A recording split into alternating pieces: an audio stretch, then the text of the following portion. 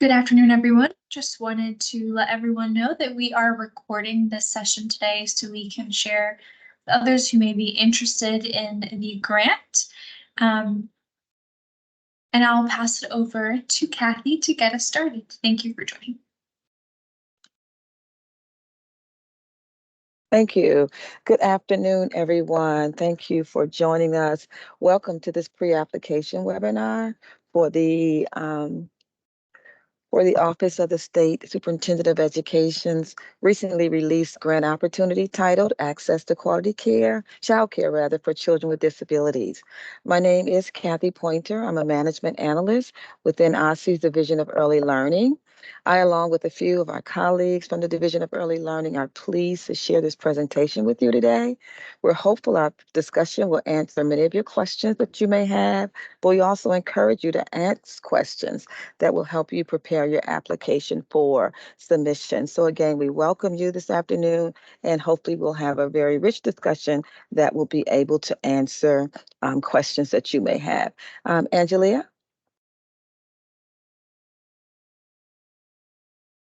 You may be joining us in a few minutes. Okay. Good afternoon, everyone. My name is Angelia McDuffie.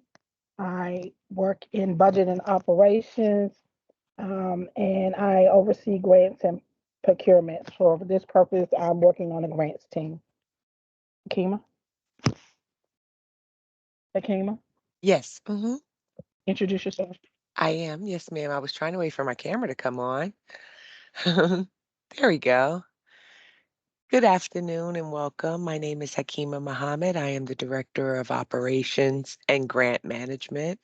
I'm excited to introduce this new Access to Childcare Quality Grant in the district for children with disabilities. So thank you for joining today. And I am now going to turn it over to Ms. Hannah Matthews.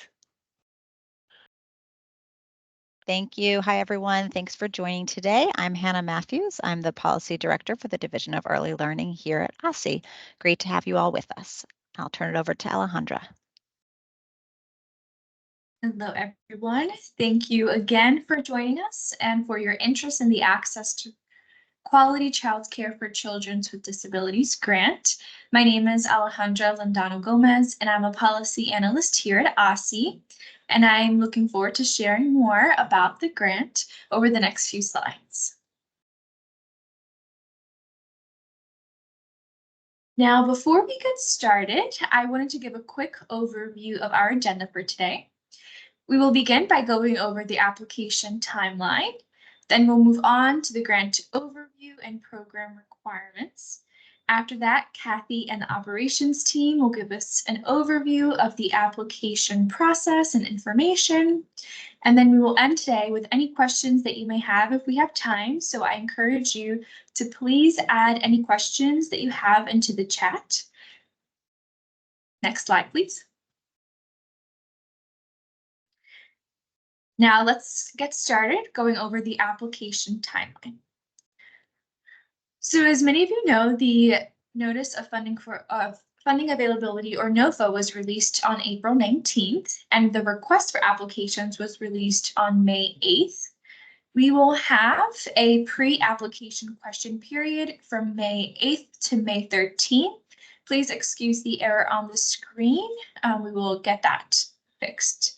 The applications are due in EGMS by June 20th, 2024 at 3 p.m. We will not be accepting any late or incomplete applications.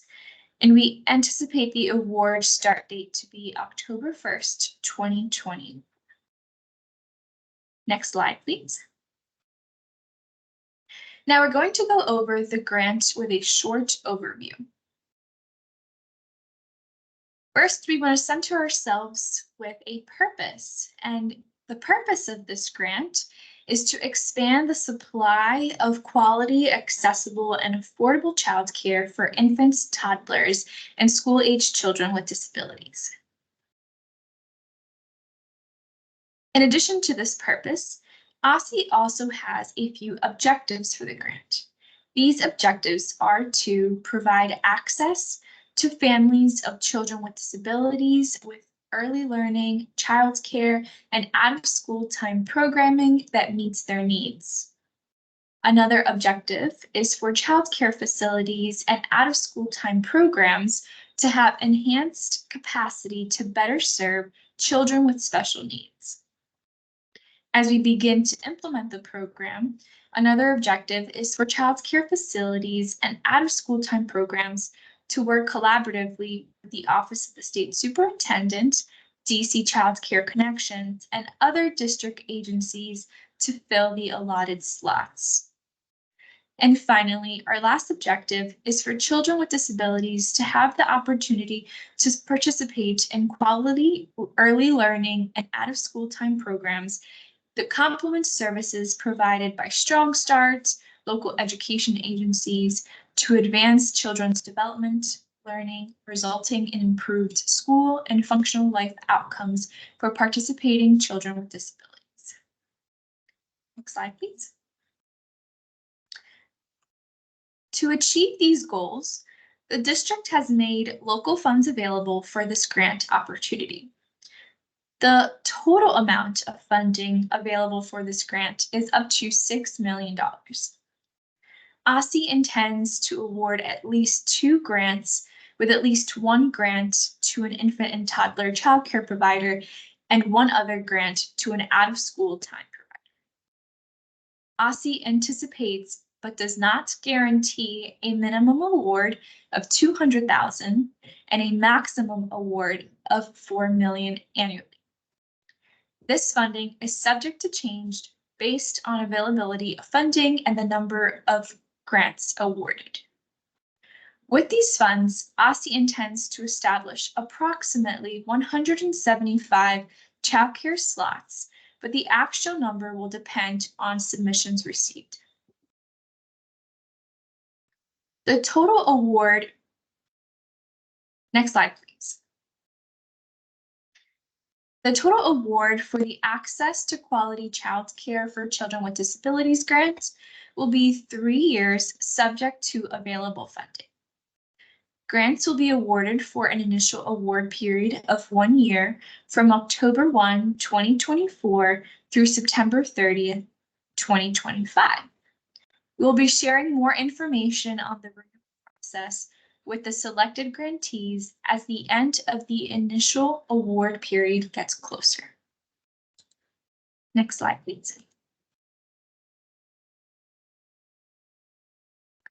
As mentioned previously, this grant will serve infants, toddlers, as well as school-aged children. We'll now review the eligibility criteria for this target population. For the infant and toddler programs, an eligible child must be at least 6 weeks of age and must not turn 3 years of age before September 30th, 2024. The child must also live with a parent or guardian or adult with a legal relationship to the child and must be a resident of DC. Finally, the child must either have an active Individualized Family Service Plan or IFSP at the time of enrollment in the child care facility or be diagnosed with a medical condition by a certified or licensed therapist or healthcare practitioner. For out-of-school time programs, an eligible child must be at least 5 years of age and younger than 19 years of age. Out-of-school time programs that serve 3- and 4-year-olds in their programs, as well as school-aged children, may also serve those children through this grant. A child must also live with a parent or guardian or adult with a legal relationship to the child and must be a resident of DC. Additionally, the child must have an active 504 accommodation plan at the time of enrollment into the out-of-school time program, or have an active individualized education plan or IEP at the time of enrollment into the out-of-school time program. Next slide, please. To be eligible for this grant, applicants must be a community-based nonprofit for-profit or faith-based organization that operates a licensed child development center caring for infants, toddlers, and/or out-of-school time programs licensed by OSSI, or a consortia of multiple organizations operating child development facilities, out-of-school time programs that agree to work together to support the effective implementation of the grant across multiple facilities and organizations. While child development homes cannot apply directly to the grant, they may be included in a consortium. OSSI encourages applications from a consortium that includes child development homes with the goal of supporting dedicated slots for children with disabilities across multiple child development homes. I also want to note that applicants must also have a completed subsidy agreement with OSSI. An operator of an out-of-school time program that does not have a child care subsidy provider with OSSI may apply for the grant, provided that they also initiate the process to become a subsidy provider prior to submitting the grant application and have a completed subsidy agreement in place before receiving funds. Next slide, please. Now that we've done a quick overview of the eligibility criteria, we're going to talk a little bit more about the programmatic requirements for the selected grantees. Grantees will be responsible for establishing, maintaining, and filling childcare slots that promote developmentally appropriate, inclusive childcare for children with disabilities in early childhood and out-of-school time programs alongside their typically developing peers. They must accept children by referral from OSSI, DC Child Care Connections, and other district agencies, provided there are spaces, and must adhere to all federal and local regulations pertaining to child discipline. Grantees should collaborate closely with parents and guardians of children with disabilities to ensure that the children's needs are met. Grantees will also have several obligations. Those include to fully cooperate with Strong Start, which includes allowing early intervention services to take place in classroom settings where the child spends time with their peers. To do this most effectively, grantees will also be required to use the Ages and Stages questionnaire online version. Administer facilities, staff, and family surveys provided by OSSI and share the results with OSSI. Sign a data sharing agreement that allows for data exchange between the grantee and OSSI. Submit reports required by OSSI, which will include monthly attendance reports, monthly performance reports documenting progress on grant objectives, including information on program delivery of supports to children with disabilities, and monthly fiscal reports for accounting purposes for grant funds. They must also designate a program and fiscal representative to serve as points of contact for OSSI. Must also participate in monthly meetings with OSSI staff and with all grantees. Must also comply with all federal laws related to children with disabilities, including Section 504 of the Rehabilitation Act and the American with Disabilities Act, and must provide documentation of any occurrence where a referred child cannot be enrolled due to the grantee's inability to meet their needs. Next slide, please. Finally, let's go over the allowable uses of funds under this grant. Funds can be utilized in the following purposes: to provide childcare services to eligible children, compensation cost for specialized staff who possess the necessary expertise to care for children with disabilities, and or to improve adult to child ratios required for effective service delivery, training and professional development to bolster staff abilities to care for children with disabilities, one-time costs associated with minor facility enhancement or renovations to better accommodate children with disabilities, purchase of supportive and adaptive materials or equipment or curriculum that augment the learning environment for children with disabilities, provisions of mental health or therapeutic services, provided that such services are supplemental to services provided through other programs such as Strong Start, Healthy Futures, or a child's healthcare provider. I'd like to stress that in the grant, OSCE is very clear that we will not consider grants that are requesting funds to cover items that can be funded through other programs such as Strong Start.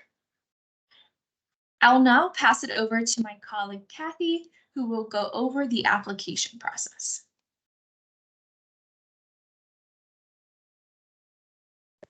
Thank you so very much, Alejandra. We appreciate that. As we look at just the application itself, next slide, please. We want to talk about the submission requirements. All applications must be submitted through EGMS, and that's OSCE's grant management system, which my colleague Angelia will talk about a little bit later in this presentation. To submit an application, all applicants must annually complete the Central Data Application with a valid System for Award or SAM registration in EGMS, and Angelia will talk about that as well. Emailed or fax applications will not be accepted. Upon submission of an applicant may not revise the application, so we encourage you to really look at that before you click the submit button. OSCE will notify applicants if the application is or is not selected for funding. Either way, there will be notification. We mentioned earlier, Alejandra mentioned that we do have a question period. It is May 8th, and I believe she said the 13th of May, and she said she would correct that. It's going to be through the 31st of May. So you will have about 2 weeks or so to submit your questions for OSCE to answer, and we will provide those answers and post those answers to the website. Applications must be received no later than 3 p.m. on June 20th, 2024. And as she also said, Alejandra also said, late submissions will not be accepted. And again, we have some information down here related to EGMS, but Angelia will review that as well. Next slide, please. The application application should include all the information necessary to adequately describe the proposed program implementation plan.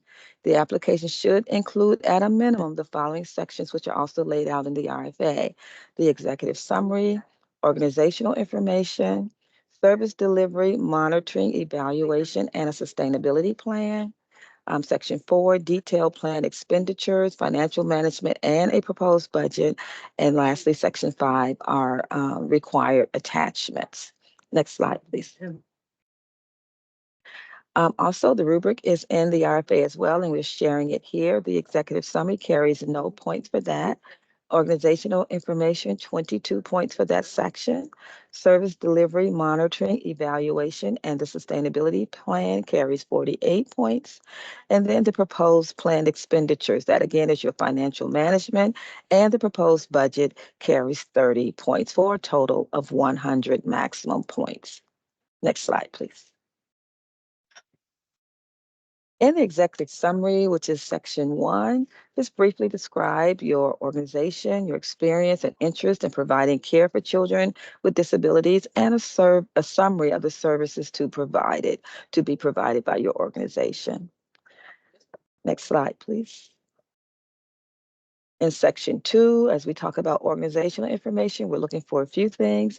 First, describe the child development facilities, your out of school time program, or the consortium's vision for inclusive child care and relevance of the organization's prior experience to objectives and requirements of the grant.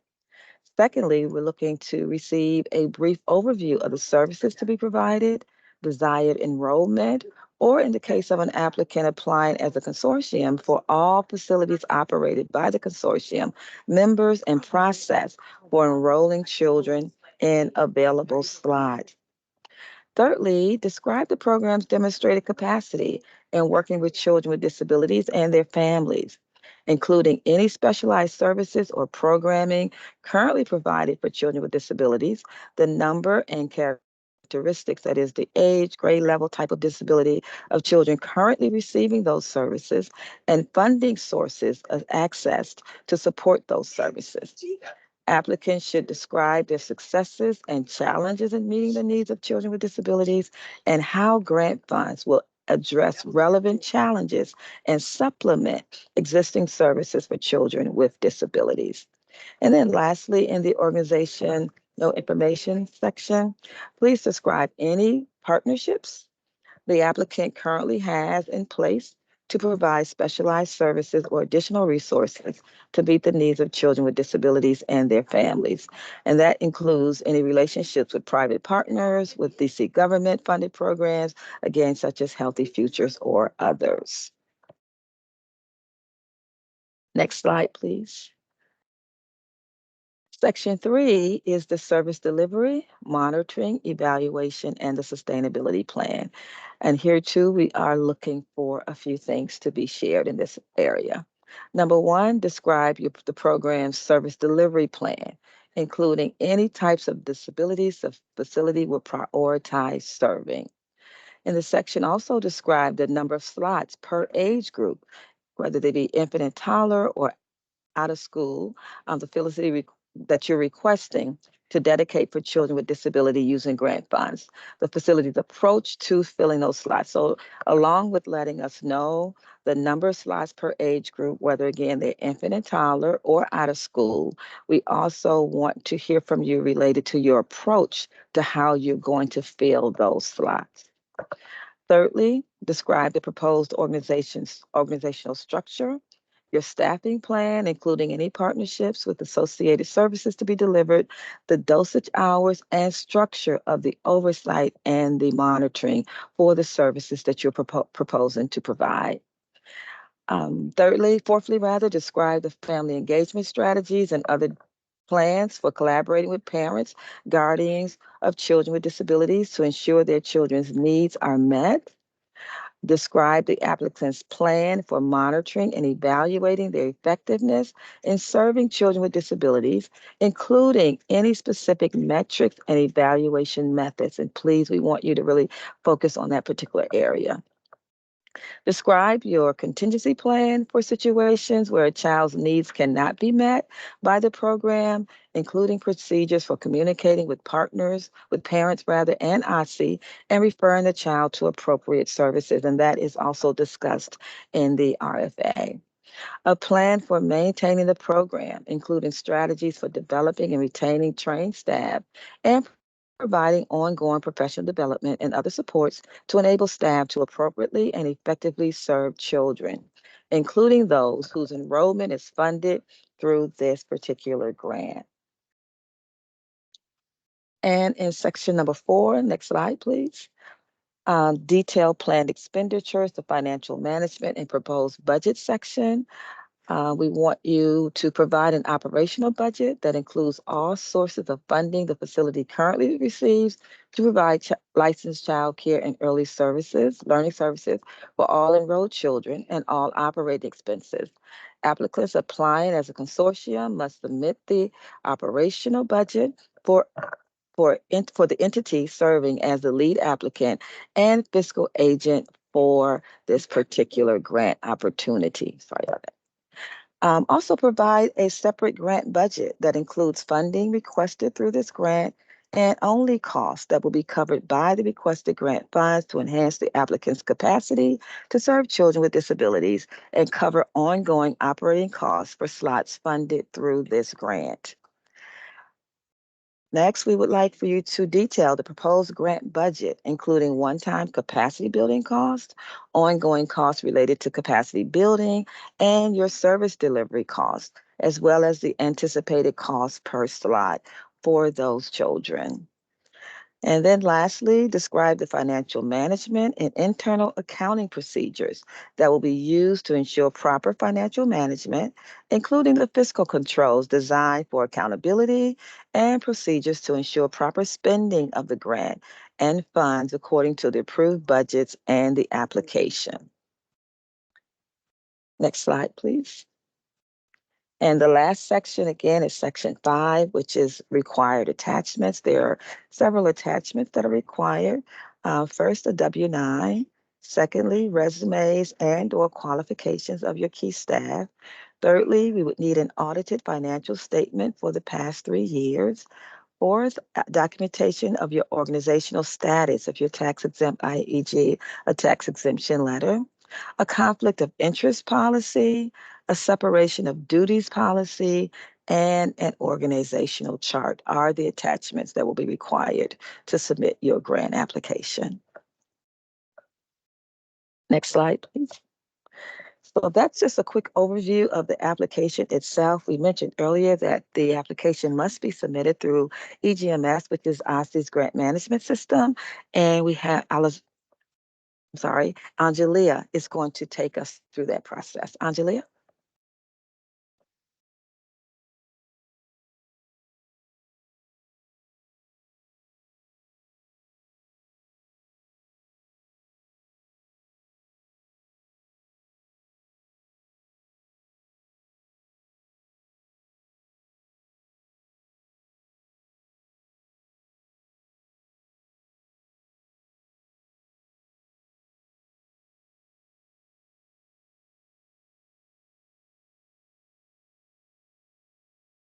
All right. So, as my colleague stated, my name is Angelia, and I'll take you through EGMS, where the application, all applications and all reimbursements are completed. EGMS is the acronym, and the system is called the Enterprise Grants Management System. And I looked at the attendees, and I think many of your organizations are already loaded into EGMS, but I'll go through the entire process. So this is EGMS. You would need credentials in order to log into EGMS. So once you get the link for it, you'll have this page. If your organization is not in EGMS, and if you contact me later, I can let you know if your organization is in or not. If your organization is not in EGMS, then you will click New User, and you will need your organization's FEIN or tax ID number to register in EGMS. Also, the person that is completing the application, the person who will be inputting the data, if you would like someone to have view-only access, the authorized representative, they would need to be in EGMS as well, and they would click New User to obtain credentials. So if you have your credentials, you will log into EGMS. You will click Login, and I'm in the test environment, just so you know. And I'm going to use an application that was already completed.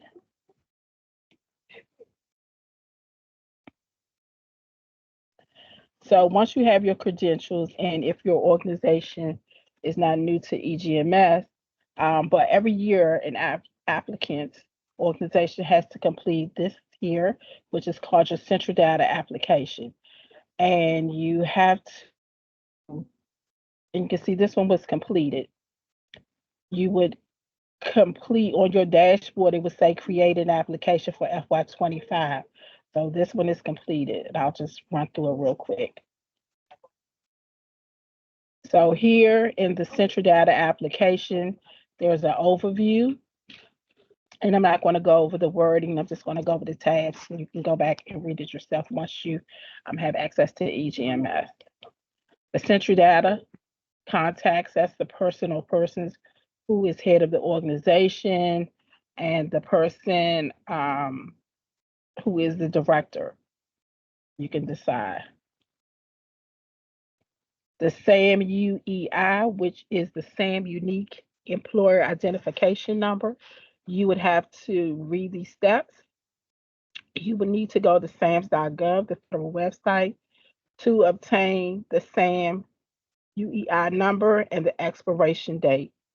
And for those of you who are new, the expiration date is every year. So once you obtain the number basically doesn't change, but the expiration changes. So every year you have to register on SAM.gov in order to get the expiration date. This is very important because you cannot complete your application. You cannot complete a reimbursement request without it being updated. You would go through here, each tab. Most tabs have a drop-down tab, or they may have a third layer of tabs. So please be sure that you go through each tab and look to see if there is a drop-down. So in this one, this is certifications and assurances. Here you would read and you would just check in the box. So in lieu of a physical signature, because this is electronic, you have to check the boxes here. Assurances. And there are a lot of them that you're going to agree to, so please be sure to read carefully. And verification. Verification is actually a signature. So once you complete the certifications and assurances, a checkbox will appear in the boxes, and then you double click in this box and the date will populate. For allocations and funding summary, there will be no funds loaded here, but if your organization had multiple grants with OSSI, then all the funding would be loaded here. Allocation summary and then the grant summary. Okay. Submit. This has to be submitted. You would click here for the consistency check, and it would just run through the entire application to ensure that everything was completed, everything is good, and then the application would lock. Here you do not see a submit button, but there will be a submit button here.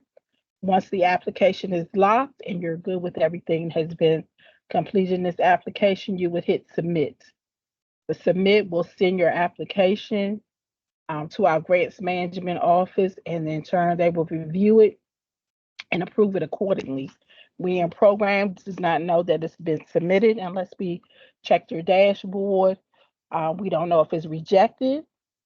So please go to EGMS every so often just to check to make sure that it has been, if it's been approved or if it's been rejected, you can go back and make the correction.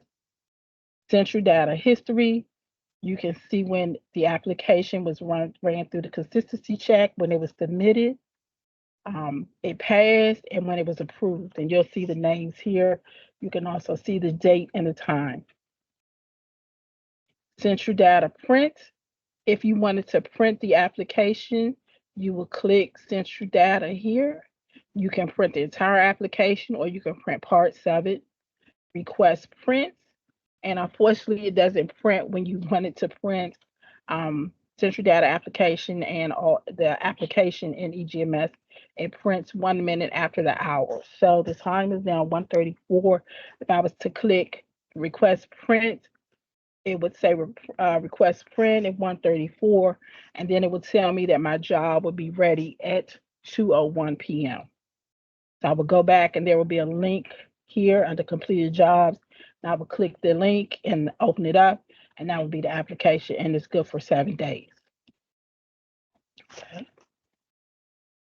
So now I'm going to go back to the dashboard,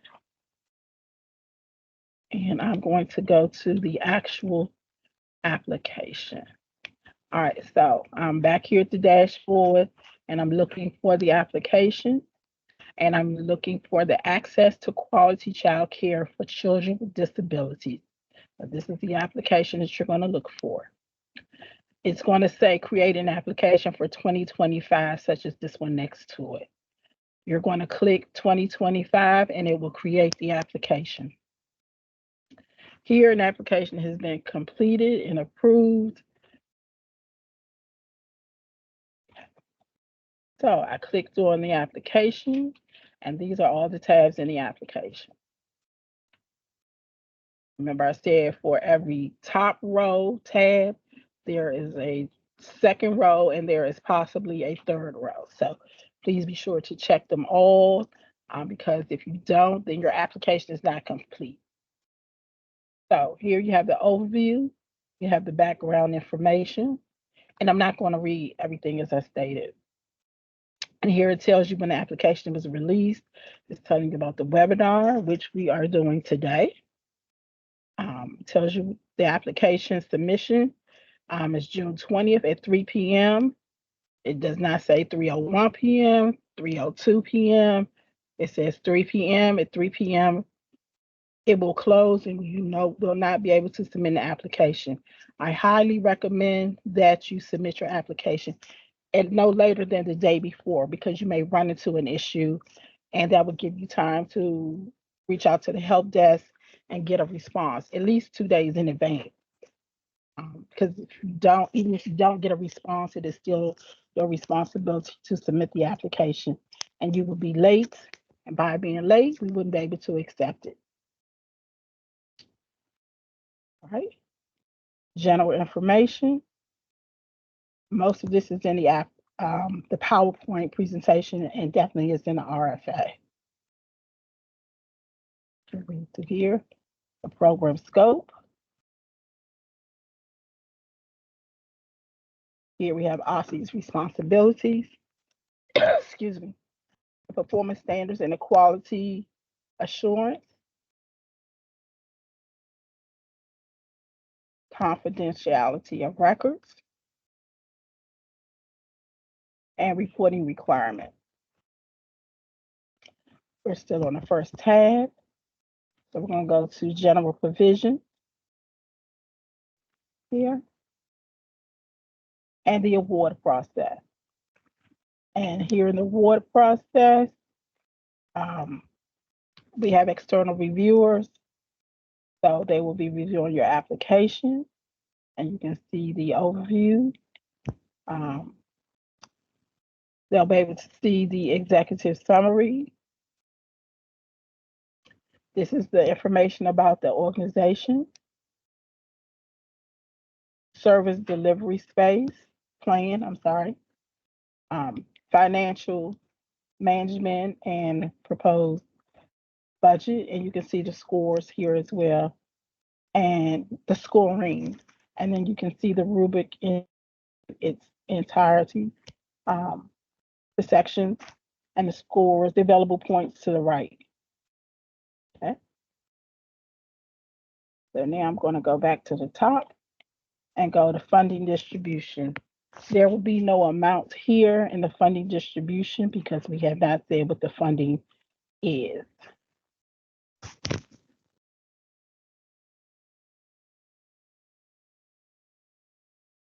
All right, this is the meat of the application. Program information, the classification of your organization, executive summary, and this application was completed so you don't see a blank section. So this would be blank, all of this. So you would describe your applicant's organization, experience, and interest in providing childcare for children with disabilities. And you also complete a summary of services to be provided. Information about the organization, organizational information, 22 points. You complete the vision, program description, D, organizational expertise, D, partnerships, and the allotted space is 5,000 characters. That's letters, spaces, characters for each section. I highly recommend that you review the application in its entirety, type each section in a Word document, and copy and paste when you're ready to complete the application because EGMS will time out on you and then you will have to start over again. So you don't lose your information. If that happens to you, you have it in a Word version. At the bottom here, there will be a save button. So every so often, I will go to the bottom and click the save button here. Service delivery, 48 points, and I think that's the highest amount in the category. So here is the service delivery plan. The requested dedicated slot. Click that here. Organizational and staffing structure. The engagement and collaboration with families. Mentoring and evaluation. F, contingency planning. And G, the sustainability planning. I said, put everything in a Word document and copy and paste. 5,000 is the maximum characters used. Work plan. These are your objectives. There are 4 objectives. All right. So there's a third drop down. So objective 1, you would name the activity. You would 5,000 characters. You would the milestones or the task description.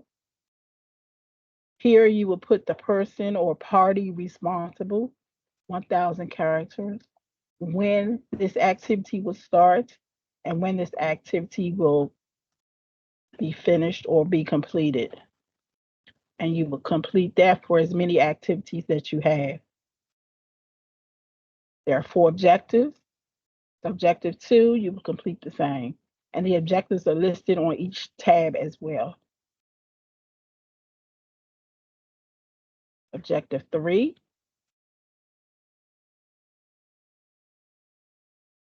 objective 4, that's the work plan. The evaluation and data collection plan. There are 4 objectives, so there are 4 evaluation and data collection plan. So you'll see 5 and 6 is not applicable for this program. So the global measurable, objective 1 here, and you will complete it as well. You'll complete the program specific measurable objectives, the methodology frequency, the expected outcome. And if you see here, it lets us know that we have approaching the maximum character limit. You will complete it for objective, the global measurable objective 2, global measurable objective 3, and global measurable objective 4. Staffing plan. You would list all the people who are working on this particular grant, be it full-time or part-time, their time. You will list their name, their position title, if this position is filled or vacant. By this being a new grant, you may have to hire a person or personnel. You can put to be determined or you can put vacant here where the name is. Their annual salary, if they are working on a grant 100% of the time, you will, regardless, excuse me, use yourself, because I can hear myself. Okay, thank you. Yes. Regardless of whether they're working on this grant 100% of the time, 10% of the time, 50% of the time, you will put their annual salary here. Percent of effort will be how much time they're working on this grant. And then their start date. All right. The annual salary and effort of percentage of effort are very important. And that relates to the budget, and we'll get to that.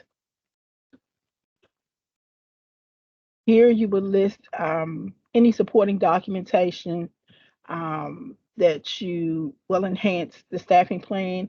You would list a job description for each person, for each position. You would upload them here, and any other documents that you think that are relevant to the staffing plan. Attachments. This is a list of established conditions.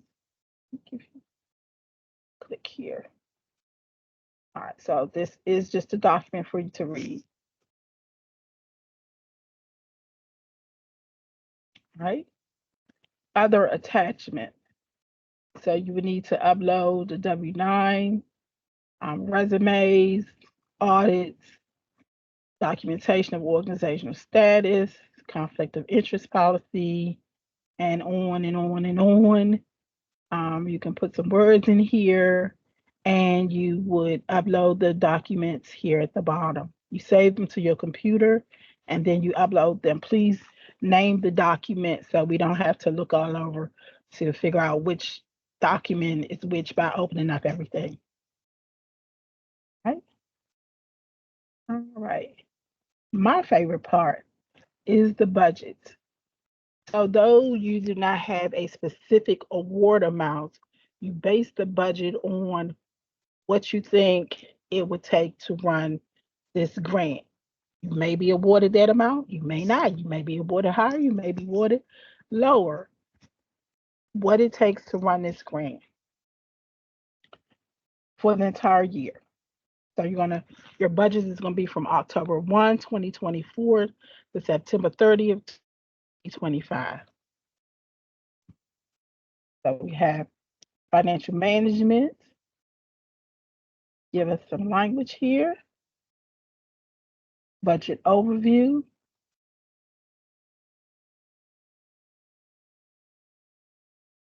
Budget narrative. Excuse me, you're going to explain in a clear and concise manner the purpose of the cost of each budget category. All right. Before we actually get into the budget, right here in the middle of the page, it says click here for description of program category values. You click here. This nice document comes up. It's a definitions and examples for each program category and budget category. So in the budget, you will see there are tabs for salaries and benefits, professional services, equipment, supplies and materials, fixed property costs, and other. We try to stay out of other, so please try not to budget in other if you don't have to. All right. So under each one of those tabs, then you would budget accordingly. If there personnel that's related to instruction, you will click instruction, there's support services, administrative costs, operations and maintenance, student transportation, training, and travel. And in here in the white blocks, there are items that will help you if you don't know where to budget them, then you can, in the white boxes, review these items and see if they're applicable for you to budget them in these specific categories. Okay. I'm going to close this document. And you can print that document out as well. All right. So now we're on the salaries and benefits. So this section here where it says paid to date amounts and current budget amounts by budget category, you wouldn't need that at this particular time. But I'll start at the bottom. The bottom row would be the amount that you have budgeted in each one of these categories. The paid to date amounts as you submit and your reimbursements are completed. The middle row here will be the amount that you have been paid out. And then the 100, 300, 400, 500, 600, 700, 800 relates to the instruction relates to the salaries and benefits, the professional services. Each one of those are a different number. So 100 is salaries and benefits and on and on. And yes, we did skip 200. Indirect cost. These grants are, if you're for profit, indirect cost is not applicable to you, but if you are nonprofit, community-based organizations, the percentage for this grant is 10%. You can budget. It's not in addition to the grant award amount. It comes out of the grant award amount pot. And you can budget the maximum amount or you can budget lower. Okay. So here you would list all the people that are working on the grant. You would list their name, their position title, and that relates to the staffing plan, the program category, the instruction support services here, and then the object activity relates to the objective.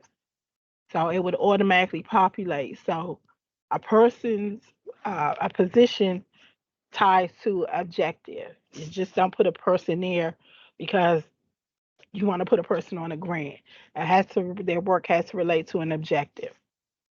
The portion to be paid from this grant that relates to the staffing plan. So if a person is making $100,000 a year and they are working on the grant 10% of the time, then I'm going to go all the way over here to the end. 10% of that will be the amount that you would charge to the grant. If they're working on the grant 50% of the time, then 50% of that amount will be charged to the grant. They're working on the grant 100% of the time, then 100% should be charged to the grant. Now, some organizations, they have other pots of funding. So that would be a question for us if we see something different, and you would just tell us, or you can tell us in the expenditure description and itemization, you'll just tell us basically what they're doing, the work they're doing on the grant, but you also can tell us here that a portion of their payment will be paid from another source. If for any reason that you make an error and you want to delete, you will just check the box, hit save, and that row will go away. Right? This bottom portion, so every time you put in a number and you hit save, it'll have calculate and save here at the bottom. Then it would add up here. Total displayed, it will tell you how much you have expended how much this salaries and benefits total amount is. All right. Now, this portion at the bottom appears on every page. So and remember, you don't have a total grant award amount yet. So if you're awarded, then this will change. Here in A would be the total amount of your grant award. It takes out equipment and property costs. Then it would give you how much allowable for direct costs. It would subtract A and B. The indirect cost amount, if you have a higher indirect cost amount from the feds, then you would give that to us if you are awarded, and we will work with the grants team to get that loaded into your application, into your budget, and then you would have to make the necessary revisions. All right. Then here after the indirect cost, it'll tell you how much you can, the maximum amount of indirect costs that you can apply to this grant. And F will be the total budgeted amount. G, you would actually put in here, the other numbers will populate. G would actually put the amount of the indirect cost amounts. If $10,000 is the maximum amount that you can budget for indirect costs, you may not want to budget the $10,000. Excuse me, you may want to budget $5,000 and put the other $5,000 back into the grant. So you would type in manually 5,000 here. Then it would tell you how much F and G would add those numbers up. And remaining A through H, it will tell you how much you have left to budget. So as you complete all the tabs, it will subtract till you get to 0. And you remember to hit the calculate and save on each page. Professional services. Professional services. Remember I said the pages are basically the same. Professional services. This would be any contracts that you have with any partnerships. You will load those here.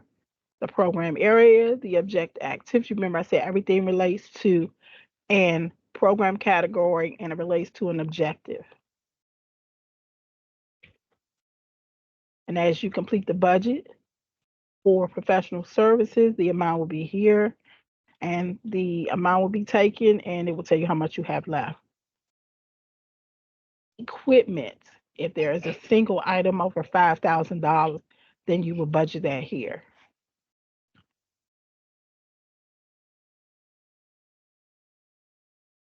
Supplies and materials.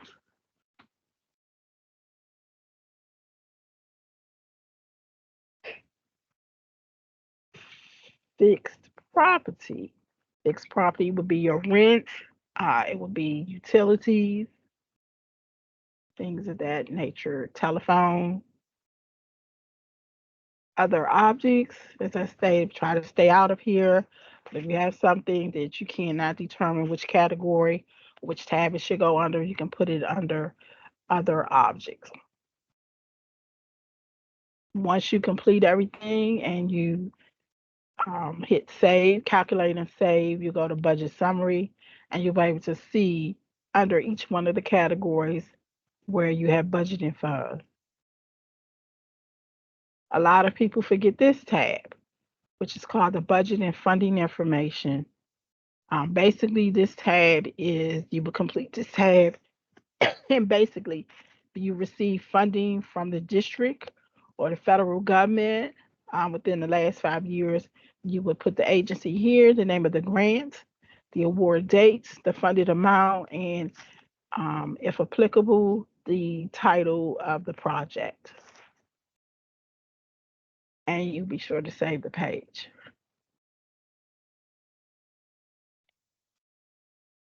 Assurances. You have to complete assurances in this application as well.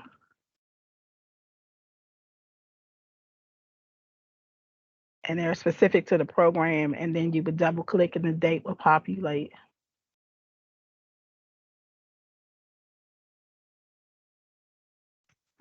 Where a lot of people get hung up is they've missed something in the different tabs. So once you're finished, just as you did with the central data application, you will run a consistency check. It will let you know where, if any place you have missed any information, any characters in it that are not correct.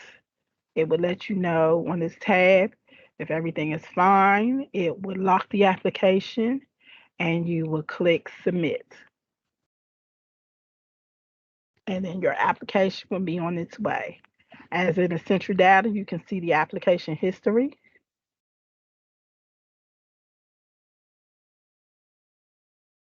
And application print, the same way that I showed you for Central Data application. You can print the entire application or parts of it. If you choose, click Request Print. The link will show up under Requested Print Jobs, and then completed print jobs would appear 1 minute after the hour. A link, and it'll be there. It's good for 7 days, and it's in a PDF, so you can save it to your computer. Any questions? So the first thing that I recommend you do is see if your organization is in EGMS. If not, then you get your organization into EGMS. The second, get credentials for the person or persons that's head of the organization and the person who is going to input the information so that you can see the application and you can get started.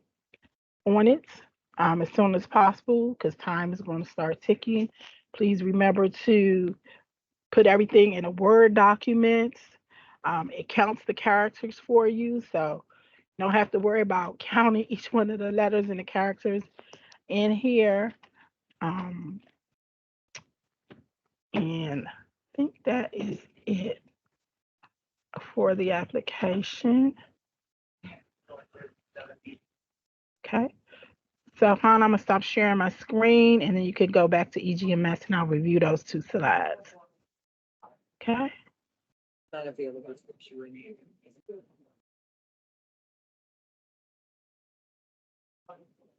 You can go to, I think it's 27. Yeah. All right. So here, 26. So remember I said to submitting your application, I have to go, excuse me, go through the consistency check, and it will tell you what's wrong. Prayerfully, there is nothing wrong. And then it'll lock, and it'll be a submit button up under here. You'll hit submit. Please do not wait until the last minute. I highly recommend at least 2 days, no less than 2 days before you try to submit the application, in case there is something wrong that you need to complete, in case there's an error where you need to contact the help desk to contact us to help you. 301, it would definitely be too late. It locks at 3 o'clock. And just so you know, if you hit the button, submit at 3 o'clock, it's going to be late. If you hit the button at 3 o'clock, it's going to be late because it has to cycle. And once it starts cycling, it's going to take a couple of minutes. So do not wait until the day of, at least 2 days in advance. Do not wait until 3 o'clock to hit that button because you're going to be late. Please make sure that you type everything in a Word document so that you can copy and paste. Please make sure that you save. So here's some tips. It will time out 60 minutes after an activity. Submit starts and submit early. The narrative responses may not exceed the stated character amount, which was 5,000 and then 1,000.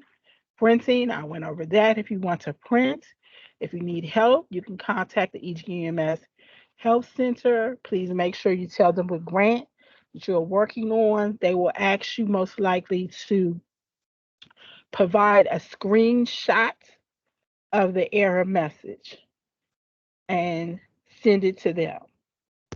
So please be prepared to screenshot the error message and to send it to them. You can call them, you can email them, but please make sure you have that screenshot because they'll ask you to send it to them. Okay? And I think that's it. Thank you so much for that great overview. And thank you all for staying a few minutes extra with us. We just have 2 more slides. Want to go over the application review process really quickly. So as I mentioned earlier, applications are due no later than 3 p.m. on June 20th. Applications that meet all the eligibility and application requirements are evaluated, scored, and rated by an external review panel. OSCE will then review the recommendations from the review panel and any other information that we consider is relevant. And it is our hope that grantees will be announced by August 30th, 2024. Again, late or incomplete applications will not be reviewed or considered for an award. And the final slide is our contact information. So again, my name is Alejandra Lindana Gomez. My contact information is on the screen. I'm also sharing the contact information for Hakima, who's the Director of Operations and Budget. If you have any questions, please feel free to email us. We'll be happy to respond. And then also please check out the FY25 Access to Quality Childcare for Children with Disabilities Grant webpage, which has all the information, and we will continue to upload any questions that are asked of the grant in that website as well. Apologies for going over time and not having some time for question and answers, but please feel free to send us an email. And thank you all for joining. Thank you.